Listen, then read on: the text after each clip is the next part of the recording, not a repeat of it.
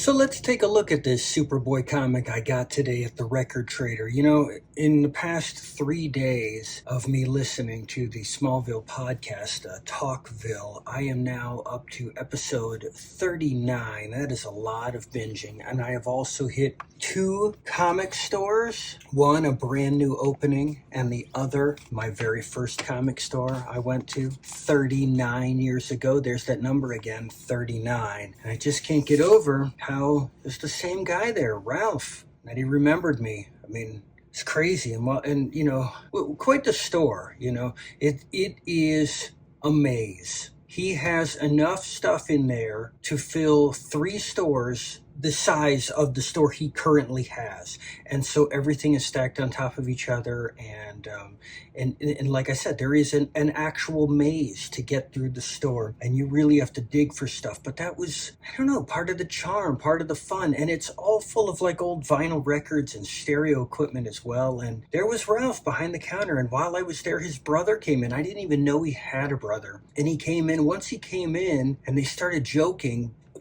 I kind of opened up. I mean, Ralph was talking to me. He's like, he remembered me, from when I was 12, and I'm 51 now. He remembered me, and I'm shy. I clammed up. But his brother came in, they started joking, and I just joined in. And it was just the 3 of us there joking around while I'm going through comics. So it's just really fun, I couldn't believe it. But so I'm on this Superboy kick because of listening to the podcast, Talkville. It's so crazy to listen to Clark and Lex talk about every single episode and to just really take me back in time. So we've got here Superboy issue 122, cover dated July 1965.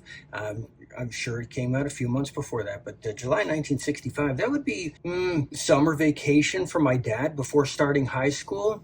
No, that's not right. His schooling was different than mine. It would have been between 8th and 9th grade for me, but for him, same thing.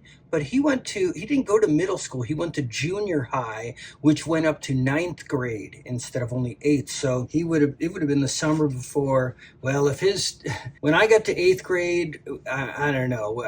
I felt like king of the school, and then went to high school, and boy, went right back to being a baby. I was like a toddler in a school full of bearded men. But 8th grade, boy, we were the kings. So this might have been the summer before he became king of the school, especially with his middle school of junior high lasting 4 years. A few months after this comic came out, he would have been getting his learner's permit, and he's in school with 11-year-old children fresh out of elementary school. So the cover is by Kurt Swan. Inside, the story is by Leo Dorfman.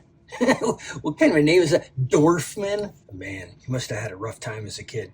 And let's see, interior art by George Papp. Hey, look, we get Clark, Ma Kent. Oh, there's Clark. Who's that? Oh, it's Clark. He's being like a ventriloquist. He made a Superboy ventriloquist dummy. That's pretty funny. Ooh, red kryptonite. Huh. Who's he on a date? He's on a date with Lana. Look, Lana is a redhead, just like Annette O'Toole from, not only Smallville, where she plays Clark's mom, but Superman 3 with Richard Pryor. Lana in Smallville is not a redhead, though. There's Pa Kent. So what were we talking about? Superboy was created by Jerry Siegel, the creator of Superman, but DC turned the character down, and Jerry went off to World War II. The artist Joe Shuster, his partner, was not able to get into the military. He tried. He wanted to go to World War II as well, but his vision was failing. This poor teenage artist, his eyes were already failing so badly that even glasses weren't enough.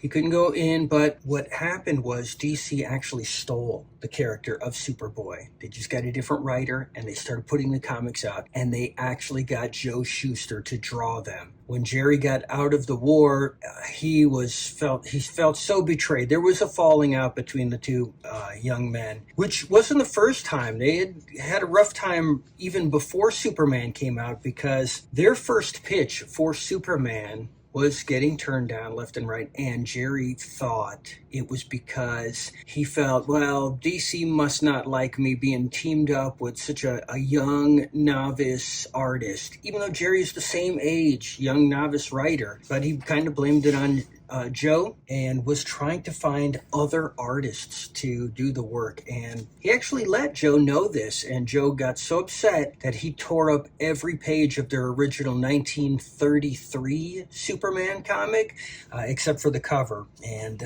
but they continued to work together, and they put out, let's see, Henry Duval and Dr. Occult, and then eventually got Superman out together in 1938, but they sold the rights to DC. So now Jerry comes out of the army and he starts a lawsuit with DC about them stealing Superboy from him. He's like, this is my character. I didn't sell this to you. You just took it. Here's the interesting part. Joe had hired a model out of the newspaper to model for him for Lois Lane. And they became kind of an item, started dating, what have you. But then they broke up over time. Well, she somehow came back into the picture and helped Jerry with his lawsuit. She kind of like spurred the whole lawsuit on to get back the rights to Superboy. And she eventually kind of fell for him, and they got married, which then caused like another falling out between the two men. I think I have all those details right, but that is, there should be a movie about those young men. A few videos back, I mentioned all the different cast members that I've met and gotten pictures with from Smallville, and I left out John Schneider, Jonathan Kent, and I was actually wearing a Superman shirt at the time, and I had the little spit curl in my hair, and he got such a kick out of that. He shook my hand and he said, son, because I said, hi, Dad, and he goes, hi, son. So, because, he's Superman's dad in the show. Anyways, that was fun. But you know who else I met? I met Allison Mack, Chloe. This was years before she went to prison. She's now out of prison. I think I watched a documentary on what all happened with crypto, with her thing with Nexium and Keith Raniere and all of that nonsense that she got caught up in. Regrettably, she regrets it, and she paid her debt to society, put in her time, and now she's out and she's married and living a life. I hope she pops up on an episode of Talkville. They've been able to get a lot of the cast and guest stars and writers and everybody to make appearances, so that is really great. But, I can kind of see how she could get caught up in this thing. The documentary I watched about Nexium, they kind of were making it seem like it was Amway. Well, like one of those things, a pyramid scheme type of thing. But they actually mentioned Amway. And I first encountered Amway my dad had mentioned it as some kind of a thing, and I didn't know what he was talking about, but later on in the 90s, I worked with a guy on the overnight stock crew at Home Depot, and he was an Amway salesman, kind of a weird character. I saw him many years later driving a completely open Jeep down, the main road of our town here, and there was a girl standing up in the back of the Jeep reading from a book out to the traffic as they went down the road. It was very strange. I remember thinking that's weird culty behavior, which is Amway, which is Nexium. Not only that type of thing, but at the acting school, I met a lady that I spent a lot of time with, and she kind of would get charmed and caught up in a lot of these guys, these pickup artist type of guys, but not trying to pick up women. They were trying to hey, I'm going to put you in my movie. I'm the greatest director around. I make all this stuff. And they kind of buy into everything they say, and they start saying, hey, I just met this guy, he's the greatest director around, he's got such a reputation, he makes all the best things. And I would look into it and I'm like, they've never made anything. Why are you saying they're the greatest? You clearly haven't seen anything they've made, because they haven't made anything. So why are you saying these things? And they go, oh, well, he told me that. And they just kind of buy it, and they just get hooked on all this stuff, and they don't really, and they say it like it's their own ideas, their own thoughts. But it's not. They're just repeating what they're told, and they're just okay, enough about that. Is there two cryptos? This is interesting. It's like a tiger fish.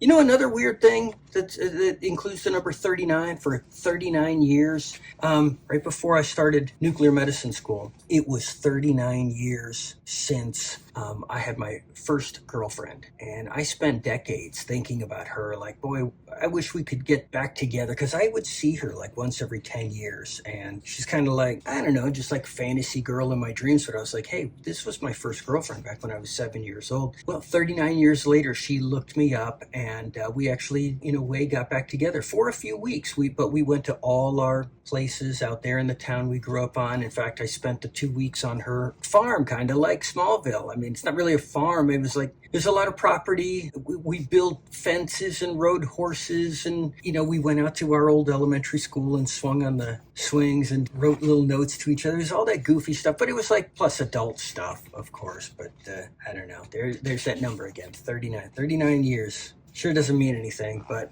I guess that's it for now. I should probably get some sleep, so I'll see you next time.